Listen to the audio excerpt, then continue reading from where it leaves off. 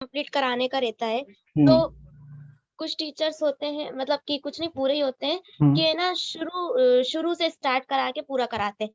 और कुछ मतलब ऐसे होते हैं कि है ना मतलब नोट्स लिखवा देते हैं। हम्म। हो सकता है। हाँ, एक तरह से राजनीतिक दलों से जोड़ना हुँ, चाह रही हो इसको। हुँ, हाँ, मकसद दोनों का क्या है उस चैप्टर के बारे में, उस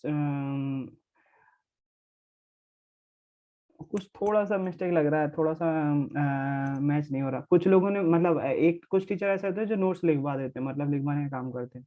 और दूसरे, एक बार फिर से बोलना कैसे। मतलब कुछ ऐसे होते हैं जो शुरू से स्टार्टिंग करते हैं, बेस बनाएँगे पहले फिर मतलब बिल्डिंग बनाएँगे ऐसा करके। और कुछ ऐसे होते हैं डायरेक्टली मतलब बना देते हैं, तो वो हाँ। एकदम से हाँ, करा देते हैं। नहीं बात सही है, इस तरह ये भी बिल्कुल सही तरीका है, ये भी समझा, ये भी वही काम वो मतलब दोनों ही चीज सही है। देखो जो दोनों का मकसद वही रहता है कि आपको नॉलेज गेन करवाएं। एक टीचर वो होगा, उसका बोलने का मतलब है जो बेस तैयार करेगा, पहले बच्चों को कम से कम बेसिक पता तो हो कि हम पढ़ क्या रहे हैं। वो बेस तैयार किया जाएगा, फिर उसके बाद जो है, उसके बाद एक एक चीजें जो है वो समझाती जाएंगी, जिसके कारण से वो पूरा चैप्टर समझ में आए। कुछ टीचर जो है पहले लिखवा देंगे या नोट्स रखवा देंगे, फिर उसके बाद उसको याद करवा रहे होते हैं या उसको समझा रहे होते हैं। या सीधी सी बात है, या तो बेस से ऊपर की तरफ चले जाओ या ऊपर पूरा कंप्लीट करवा दो, फिर उसके बाद ऊपर से नीचे की तरफ आ जाओ। दोनों ही बिल्कुल अपने सही सही तरीके हैं, और राजनीतिक दल भी इसी तरह से काम कर रहे होते हैं। बिल्कुल बिल्कुल ठीक पहचाना कशिश। जो नीतियां होती हैं वो इसी तरह से तय की जाती है। नीति ये नीति के अंतर्गत ही आएगा। सबकी अलग अलग नीतियां हो सकती हैं। बिल्कुल सही है ना। अब ये आप पे डिपेंड करता है, आपको कौन सी नीतियां पसंद आ रही हैं, आपको कौन सा तरीका पसंद आ रहा है। ये पूरी हद तक दोनों ही तरीके बुरे नहीं है, दोनों ही खराब नहीं है, दोनों ही अच्छे हैं। तो राजनीतिक पार्टियों के विषय में हम तीन काम देख चुके हैं। चुनाव लड़ते हैं, अलग अलग नीति और कार्यक्रम मतदाताओं के सामने रखते हैं, राय अलग अलग भी हो सकती है। पार्टियां देश में कानून के निर्माण का काम करती हैं। वो विधायिका में, विधायिका मतलब जहाँ पर कानून पास किया जाता है, जैसे लोकसभा और राज्यसभा और विधानसभा, ये सब जगह जहाँ कानून पास होता है वहां पर पार्टियां ही कानून पास करवा रही होती हैं। दल ही सरकार बनाते और चलाते हैं। चौथा काम क्या होगा, दल ही सरकार बनाते और सरकार चलाते हैं। हमने पिछले साल पढ़ा था, नीतियां और बड़े फैसले मामले में निर्णय राजनेता ही लेते हैं। नेता विभिन्न दलों के हो सकते हैं, पार्टियां नेता चुनती हैं, उनको प्रशिक्षित करती हैं और फिर पार्टी के सिद्धांतों और कार्यक्रम के अनुसार फैसले लेने के लिए इन्हें मंत्री बनाती है, ताकि वे पार्टी की इच्छा अनुसार सरकार चला सके। चुनाव हारने वाले शासक दल के विरोधी पक्ष की भूमिका निभाते हैं, तो वही जो सेकंड नंबर पे आते हैं पार्टियों के मामले में, संख्या के मामले में, वो जो है वो विरोधी पक्ष बन जाते हैं, विपक्ष की भूमिका निभाते हैं, ताकि सरकार जो गलत काम कर रही हो उसकी आलोचना करने के साथ साथ वह उनसे अलग राय भी रख सकें। इसलिए विपक्षी दल जो है सरकार के खिलाफ आम जनता को भी गोलमंद करते हैं, ताकि सरकार अगर कुछ गलत कर रही है तो वो चीज जो है वो सरकार को पता चल सके और लोगों को भी पता चल सके सरकार गलत कर रही है, विपक्ष की भूमिका वहां पर आ जाती है। अभी वर्तमान में केंद्र सरकार में कोई विपक्ष का नेता नहीं है। सभी जो दूसरे दल है उनकी सीटें कम है बीजेपी से, तो लोकसभा में अभी विपक्ष का नेता नहीं है ना। अभी मध्य प्रदेश में जो है कांग्रेस का विपक्ष का नेता है, विपक्षी दल कांग्रेस है। उसके पहले जब चुनाव हुए थे तो बीजेपी थी कांग्रेस विपक्षी दल में। जनमत निर्माण में दल महत्वपूर्ण भूमिका निभाते हैं। वे मुद्दों को उठाते हैं और उन पर बहस करते हैं। विभिन्न दलों के लाखों कार्यकर्ता देश भर में बिखरे होते हैं, समाज के विभिन्न वर्गों में उनके मित्र संगठन या दबाव समूह भी काम करते रहते हैं। दल कई दफे लोगों की समस्याओं को लेकर आंदोलन भी कराते हैं। अक्सर विभिन्न दलों द्वारा रखी जाने वाली राय के इर्द गिर्द ही समाज के लोगों की राय भी बनती जाती है। जो राजनीतिक दल एक तरह से जिसके कारण से आंदोलन करते हैं, लोगों की राय भी उसी के आसपास जुड़ जाती है। इसका उदाहरण कैसे ले सकते हैं, इसका उदाहरण ले सकते हैं अभी आप, जैसे बीजेपी ने अभी एक छोटा सा इंसिडेंट हुआ। पीएम जो है वो पंजाब गए हुए थे, वहां पंजाब के मुख्यमंत्री का काम था कि उनको सुरक्षा प्रदान की जाए, लेकिन पीएम को जो है वो सुरक्षा नहीं प्रदान की गई। उसमें बहुत सारी बातें हैं जो बताई जा सकती हैं, लेकिन एक राजनीतिक दल की तरह से देखो तो बीजेपी ने एक सेट कर दिया उसके तहत मामला, पूरे मीडिया में अभी वही वही चल रहा है।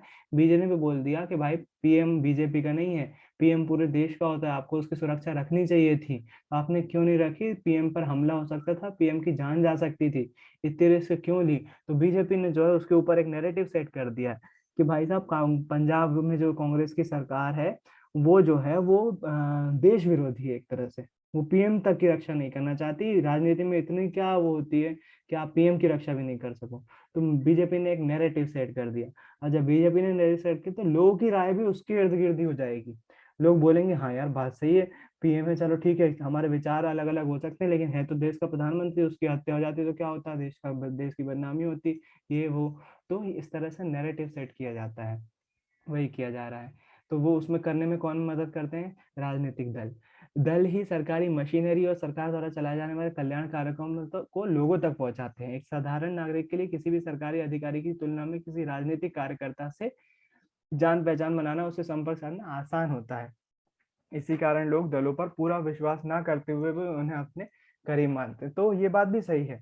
हम डायरेक्ट ऑफिसर से काम करवाते हैं ना तो दिक्कत जाती है, वहीं किसी नेता के पास जाओ, उससे बोलो सर हमारा काम करवाओ, तो वो बहुत जल्दी सुन लेते हैं, क्योंकि उनको चुनाव है, उनका लेना देना है अपन से, तो वो बहुत जल्दी सुन रहे होते हैं। वो जाए किसी ऑफिसर के, ऑफिसर थोड़ा सा नाटक नौटंकी कराते हैं, काम नहीं करते हैं। तो लोग बाग अपने आप को राजनीतिक दलों के नजदीक समझते हैं। और बिल्कुल सही भी ये बात है ना, ये चीज तो आपने भी देखी होगी। काम नहीं हो रहा तो फलाने व्यक्ति के पास चले आओ, अपने भैया हैं, वो जो है वो काम करवा देंगे। तो उनसे पास जाना ज्यादा आसान रहता है, बजाय वो जो नौकरशाह रहते हैं, जो अफसर रहते हैं सरकारी, वो बहुत परेशान करते हैं किसी काम करने के लिए। और किसी नेता का फोन चले आए एक बार तो देखो, फिर फटाफट वही अफसर जो है फिर आसानी से काम कर देता है। राजनीतिक दल की जरूरत, अब देखते हैं राजनीतिक दल के काम देख लिया अपन ने। अब जो है मुन्नी क्या बोल रही है, मुन्नी बोल रही है ठीक है, मान लिया कि हम राजनीतिक दलों के बगैर नहीं रह सकते, पर जरा यह बताइए कि किस आधार पर जनता किसी राजनीतिक दल का समर्थन करती है। तो ये फिर से वही बोल रहे हैं भाई, राजनीतिक दल जो है वो किसी एक ही पक्ष की तो बात मानते हैं, तो लोग बाग कैसे चुनते हैं राजनीतिक दल, क्या करते हैं लोग बाग जो चूज हो जाते हैं। तो इस पर आंसर मिल जाएगा आपको, है ना, राजनीतिक दल की जरूरत में आंसर मिल जाएगा। दलों के काम की सूची को उस सवाल का जवाब मिलता है जो इस खंड की शुरुआत में पूछा गया था। दरअसल हमें राजनीतिक दलों की जरूरत नहीं इन्हीं कामों के लिए है, पर हमें अभी इसी सवाल को पूछने की जरूरत है कि आधुनिक लोकतंत्र में राजनीतिक दलों के बिना क्यों नहीं चल सकता, दलों के बिना क्या स्थिति होगी। इसकी कल्पना करके ही हम उसकी जरूरत को समझ सकते हैं।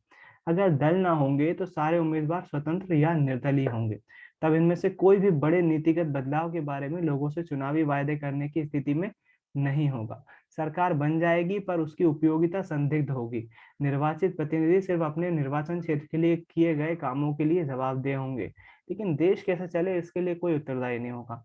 हम गैर दलीय आधार पर होने वाले पंचायती चुनाव का उदाहरण सामने रखकर भी इस बात पर परख सकते हैं। हालांकि इन चुनावों में दल औपचारिक रूप से अपने उम्मीदवार नहीं खड़े करते, लेकिन हम पाते हैं कि चुनाव के अवसर पर पूरा गांव कई खेमों में बढ़ जाता है और हर खेमा सभी पदों के लिए अपने उम्मीदवारों का पैनल उतारता है।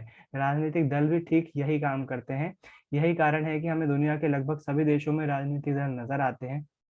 अरे सीधी सी बात ये है कि अगर राजनीतिक दल नहीं होंगे तो हम जो है वो एक एक सिंगल पार्टी, जैसे मान लीजिए देश की संसद में 545 सदस्य सक्रिय हैं, 552 टोटल सदस्य हैं।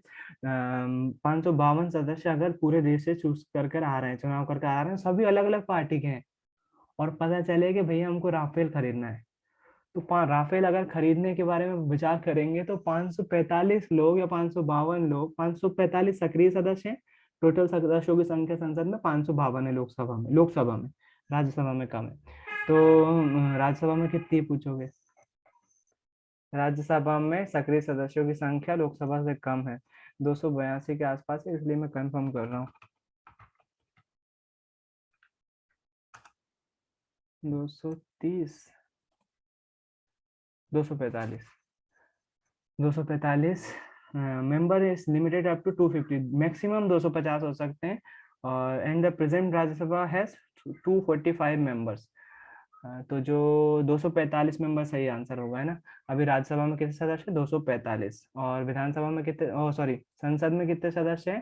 संसद में अभी हैं 545 वैसे, और टोटल मिला के जो है वो 552 है। लोकसभा में total currently the house is, अरे यार 543 सीट है, ये इलेक्टेड मेंबर्स की हैं, और 7 इसमें जो है वो मनोनीत किए जाते हैं राष्ट्रपति के द्वारा। भाई 545 का याद है मुझे, अभी 543 है, कम है अभी। कोई सांसद शायद शहीद हो गए होंगे, शांत हो गए होंगे, इसके कारण से कम है। मैक्सिमम कितनी हो सकती है? 552 हो सकती है, लोकसभा है ना। मैक्सिमम स्ट्रेंथ कितनी हो सकती है? 552। तो ये याद रखना, 552 ही मेन संख्या है, वही सही है। और क्योंकि ये india.gov.in की सरकार की ऑफिशियल साइट पे वर्तमान की सदस्य संख्या भी कम है। और तो ये क्वेश्चन आ सकता है। क्या बोल रहा था मैं? लोकसभा राज्यसभा, हाँ, उस 545 लोग होंगे, तो 545 लोग अलग अलग राह रख रहे होंगे, 552 मान लो, 552 लोग अलग अलग राह, राफेल खरीदने के लिए अलग अलग लोग अलग अलग बोलेंगे। बोले नहीं राफेल मत खरीदो, कोई बोलेगा नहीं राफेल मत खरीदो, यूरोप का कोई विमान खरीद लो, कोई बोलेगा नहीं यूरोप का मत, काय को खरीद ही काय करो, मत खरीदो। सब लोग की अपनी अपनी राय होगी, उसके कारण से हम राफेल खरीद नहीं पाएंगे, और जब युद्ध का मौका आएगा तो फिर बोलेंगे नहीं नहीं खरीदो खरीदो एंड टाइम पे।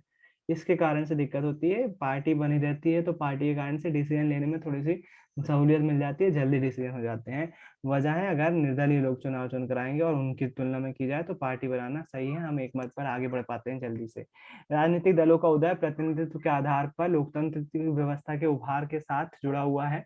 हम पढ़ चुके हैं कि बड़े समाजों के लिए प्रतिनिधित्व आधारित लोकतंत्र की जरूरत होती है। जब समाज बड़े और जटिल हो जाते हैं तब उन्हें विभिन्न मुद्दों पर अलग अलग विचारों से को समेटने और सरकार की नजर में लाने के लिए किसी माध्यम या एजेंसी की जरूरत होती है। विभिन्न जगहों से आए प्रतिनिधियों के साथ करने की जरूरत होती है ताकि जिम्मेवार सरकार का गठन हो सके। उन्हें सरकार के समर्थन या उन पर अंकुश रखने नहीं थे। ठीक है, इसको रहने दो। यहाँ एक डायग्राम बना हुआ है, राजनीतिक दलों की गतिविधियां दर्शाने वाले इन तस्वीरों का वर्गीकरण करें। ऊपर बताई गई गतिविधियां आपकी स्क्रीन कोई तस्वीर या कथन देख सकते हो। यहाँ पर पहला क्या चल रहा है? पहला वाला जो है, भाजपा महिला मोर्चा की कार्यकर्ता प्याज और रसोई गैस की कीमतें बढ़ने के विरोध में प्रदर्शन करती हुई। तो भाजपा, देखो उन्होंने कपड़े भी, साड़ी भी जो है वो ऑरेंज और हरी पहनी हुई है बीजेपी के रंग में, ताकि पता चल जाए कि भाजपा के लोग हैं। और किसका विरोध कर रहे हैं? ये महंगाई का विरोध कर रहे हैं। सिलेंडर जो है वो उस टाइम 600 या 700 का मिलने लगा था, और प्याज की कीमतें जो हैं वो 60 70 या 80 के आसपास होंगी, उससे ज़्यादा नहीं थी। तो प्याज की कीमतें बढ़ गई थी, तो भाजपा जो है वो इस पे प्रदर्शन कर रही है। भयंकर प्रदर्शन करते थे ये लोग। और अभी जो सिलेंडर की कीमत है भाजपा के शासन में, अभी पहले कांग्रेस की सरकार थी जब ये प्रदर्शन करते थे, अभी भाजपा की सरकार है, अभी 900 रुपए का सिलेंडर हो रहा है ना। दूसरा जो है वो काय का डायग्राम है, जहरीली शराब पीने से मरे व्यक्तियों के परिवारों को 1 लाख रुपए का चेक देते मंत्री। जहरीली शराब पी ली तो लोग बाग जो है वो शांत हो गए, जिसके कारण से मंत्री जी क्या कर रहे हैं, उनको कंपनसेशन के तौर पर कुछ पैसे दे रहे हैं। कोरिया की कंपनी पॉस्को को ओडिशा से लोहा ऐसे निर्यात करने की अनुमति देने पर राज्य सरकार के खिलाफ माकपा, भाकपा, ओजीजी और जद एस के कार्यकर्ता जुलूस निकालते हुए उड़ीसा में जबरदस्ती किसी दूसरी देश की कंपनी को खदान अलॉट कर दी, जिसके कारण से राजनीतिक दलों ने उसके खिलाफ क्या कर दिया, मोर्चाबंदी कर दी, आंदोलन शुरू कर दिया। तीनों अलग अलग वो है। कितने राजनीतिक दल, अब यहाँ पर आपको एक डायग्राम मिलेगा कि कितने राजनीतिक दल हैं भारत में, तो एक मैप में बहुत अच्छे समझ में आ जाएगा, कहानी जैसे दी हुई है। अच्छा, मैप का बहुत आगे है क्या? चलो, भारत में कितने हैं? 550 से ज्यादा पंजीकृत करवाने वाले सदस्य जो दल है ना, दलों की संख्या 750 से ज्यादा है, सोचो। राजनीतिक दलों की संख्या भारत में 750 से ज्यादा दल हैं। कई देशों में सिर्फ एक ही दल को सरकार बनाने और चलाने की अनुमति होती है। जैसा कि मैंने बताया आपको, एक दलीय व्यवस्था भी है, द्विदलीय व्यवस्था भी और बहुदलीय व्यवस्था भी। जहां पर एक दल है वहां एक दल का उदाहरण है चाइना, चीन। द्विदल का उदाहरण है America, USA, United states of America, संयुक्त राज्य अमेरिका। और बहुदल का उदाहरण है भारत, जहाँ 750 से भी ज्यादा पार्टियां रजिस्टर्ड हैं। राजनीति की नैतिक ताकत, निम्नलिखित कल्पना काल्पनिक कथा के पीछे प्रेरणा है तो ये काल्पनिक कथा है, देखते हैं। एक वैकल्पिक राजनीतिक ढांचा खड़ा करने की बात से किशन जी का क्या मतलब था? सुधा, करुणा, शाहीन और देसी के बातचीत के क्रम में यह सवाल उठा। ये चारों महिलाएं देश के अलग अलग हिस्सों में चल रहे मजबूत जन आंदोलनों से जुड़ी हुई थी।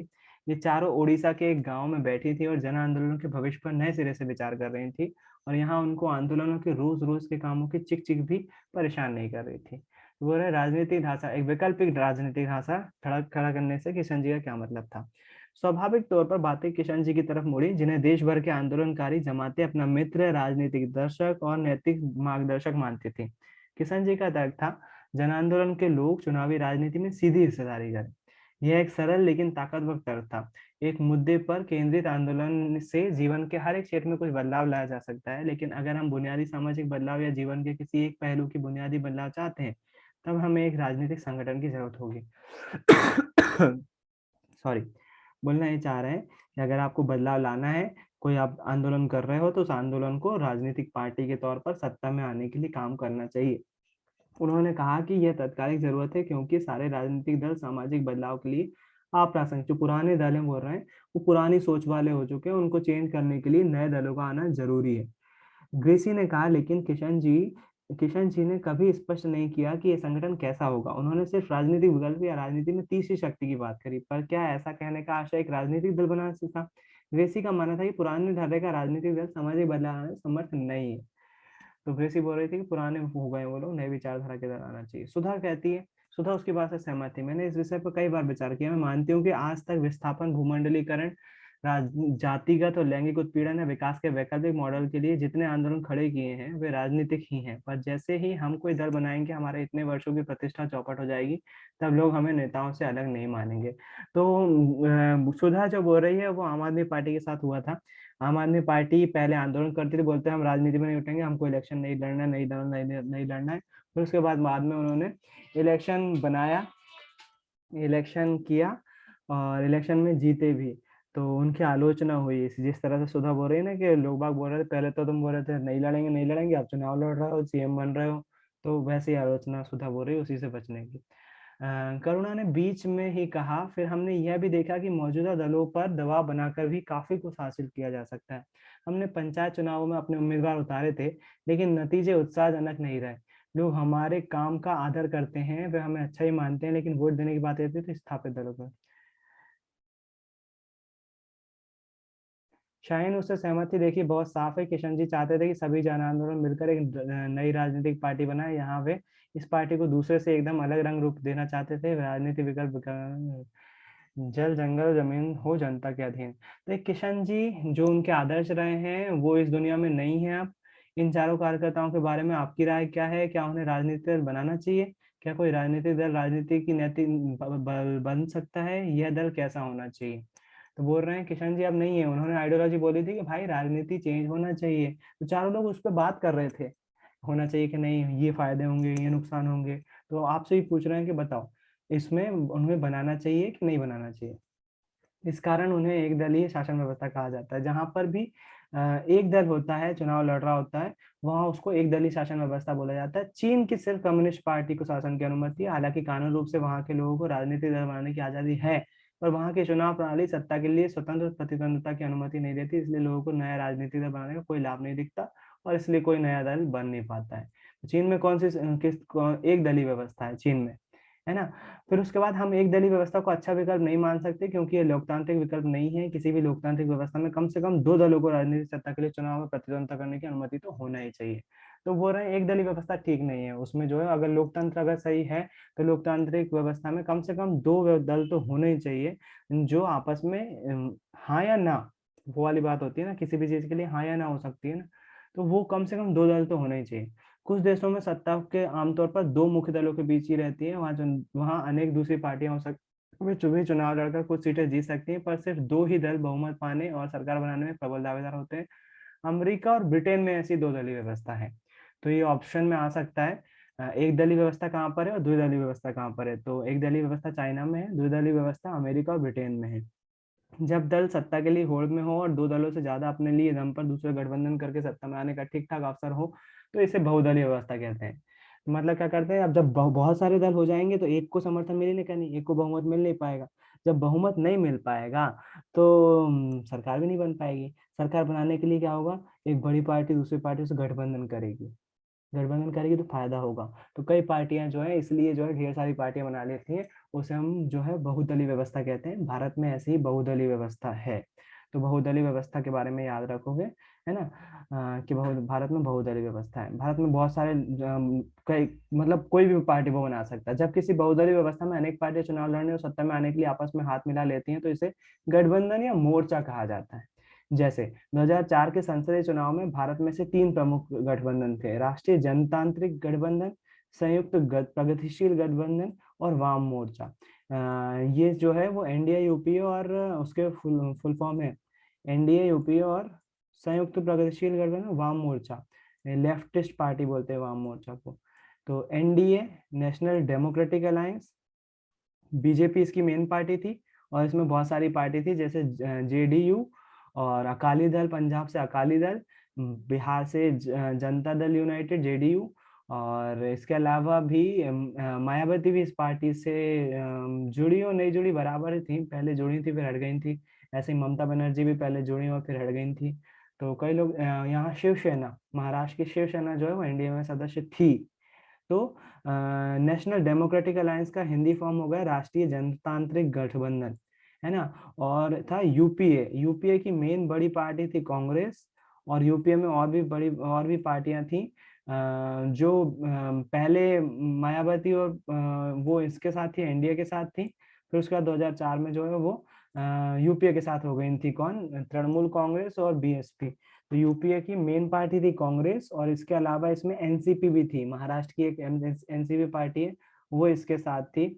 और भी जो झारखंड मुक्ति मोर्चा है, और जो यहाँ पर साउथ में डीएमके और एआईएडीएमके, उन्होंने एआईएडीएमके ने पहले एनडीए में साथ दिया था, फिर यूपीए में साथ दिया था।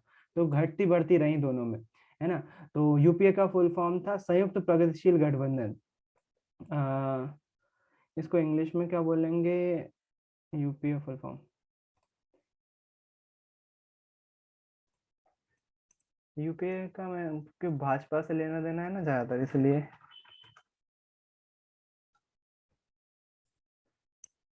अलायंस तो ठीक है, यूनाइटेड प्रोग्रेसिव अलायंस, तो हिंदी के नाम याद रखना, एनडीए और फुल यूपीए का फुल फॉर्म पूछा जा सकता है ऑब्जेक्टिव में, आपको पता होना चाहिए इनके फुल फॉर्म, ऑब्जेक्टिव आ सकता है। और वाम मोर्चा जो है वो लेफ्टिस्ट पार्टी कहलाते हैं, उसका कोई फुल फॉर्म नहीं है। अक्सर बहुदलीय व्यवस्था बहुत घोलमेल वाली लगती है और देश को राजनीतिक अस्थिरता की तरफ ले जाती है, इसके साथ अक्सर होता है ऐसा। जब कांग्रेस की सरकार गई 1998 1999 में, अटल जी की सरकार आई, तो अटल जी ने बहुत सारी पार्टियों को मिलकर सरकार बनाई, और उनकी सरकार केवल 11 दिन में गिर गई थी, ज्यादा दिन नहीं चल पाई। फिर उसके बाद एक और बार चलाई तो फिर 11 महीने या 13 महीने चली थी, फिर गिर गई। फिर उसके बाद तीसरी बार सरकार फिर से अटल जी ने बनाई, एनडीए ने बनाई, और वे फिर 5 साल चल पाई थी। वो भी 5 साल पूरी नहीं कर पाई थी, क्योंकि अटल जी को ऐसा लगा था, बीजेपी को ऐसा लगा था फील गुड फैक्टर है, और उन्होंने पहले ही चुनाव करवा दिए, और वो चुनाव में हार गए, और बीजेपी शासन में चली गई कांग्रेस के पास, यानी कि यूपीए के पास जो है वो यूनाइटेड प्रोग्रेसिव अलायंस के पास जो है वो सरकार आ गई थी, जिसके प्रधानमंत्री बने प्रधानमंत्री मनमोहन सिंह, है ना। तो इनमें से कौन सी प्रणाली बेहतर है? आप लोग के एवरेज जन्म 2006-07 के है ना ज्यादातर, तो आपका जन्म यूपीए के उसमें हुआ है, याद रखिएगा। सभी लोग लगभग 2006 के हैं। तो यूपीए में आपका जन्म हुआ जब भारत पर किसका शासन था, प्रधानमंत्री कौन थे अपने देश के, मनमोहन सिंह। और कौन सी पार्टी राज कर रही थी, कोई एक पार्टी नहीं थी, गठबंधन सरकार थी यूपीए की, यूनाइटेड प्रोग्रेसिव अलायंस, है ना। और उसके पहले किसकी सरकार थी, वो एनडीए की सरकार है। अभी भी किसकी सरकार है, एनडीए की सरकार है, जिसमें बीजेपी मेन प्रमुख घटक दल है, और बाकी जो है वो छोटे छोटे दल और भी हैं। तो इसको याद रखिएगा। तो इनमें से कौन सी प्रणाली बेहतर है, अक्सर पूछे जाने वाले इस सवाल का संभवतः सबसे अच्छा जवाब यही होगा कि ये कोई बहुत अच्छा सवाल ही नहीं है। दलीय व्यवस्था का चुनाव करना किसी मुल्क के हाथ में नहीं है, ये एक लंबे दौर के कामकाज के बाद खुद विकसित होती है, और इसमें समाज की प्रकृति, इसके राजनीतिक विभाजन, राजनीति का इतिहास और इसकी चुनाव प्रक्रिया सभी चीजें भूमिका निभाती हैं। तो बहुत सारी चीजें हैं इसमें जो है जो हमको दलीय व्यवस्था के बारे में जो है। आइए दलीय व्यवस्था के बारे में हमने जो जाना उसे भारत के विभिन्न राज्यों पर लागू करें। यहाँ राज्य स्तर पर मौजूद 3 तरह की दलीय व्यवस्थाएं दी गई हैं। आप इन श्रेणियों को कम से कम दो दो राज्यों को बता सकते हैं। दो दलीय व्यवस्था, दो गठबंधन वाली बहुदलीय व्यवस्था, और बहुदलीय व्यवस्था। भारत के राज्यों के आधार पर बताना है ना। तो यहाँ पर एक मैप दिखेगा। अच्छा, राष्ट्रीय दल भी है क्या इसमें? अच्छा, बहुत सारे दलों के बारे में पढ़ना है भाई साहब। ये मैप दिया हुआ है, इसमें मैप पे जो है वो राज्यों के कुछ प्रमुख पार्टियों के नाम दिए। पार्टी मतलब राजनीतिक दल, चैप्टर का नाम ही राजनीतिक दल है, और अपन उसको नॉर्मली किस नाम से जानते हैं, पार्टियों के नाम से जानते हैं। तो वो चीज है ना। तो अभी चैप्टर और बचा है, बहुत सारा बचा हुआ है, तो उसको देखेंगे, कल कंटिन्यू करेंगे। आज के लिए इतने ही रखते हैं। आई होप कुछ नया सीखा होगा। कल फिर मिलेंगे। बाय, गुड नाइट, जय हिंद सभी को।